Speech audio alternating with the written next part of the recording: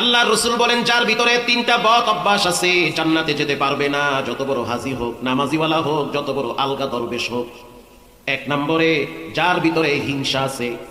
যেমন আল্লাহ কাউকে শিক্ষিত বানাইছে, আপনি হিংসা করতেছেন আল্লাহ তারে কেন শিক্ষিত বানাইলো, আমারে করছে কি আল্লাহ?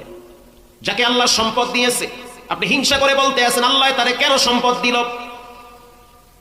তিন নম্বরে রসুল বলেছেন যে অহংকারী করে, ব্যবহার খারাপ করে, এমন কোয়ালিটির মানুষগুলো জাহান্নামে যাবে।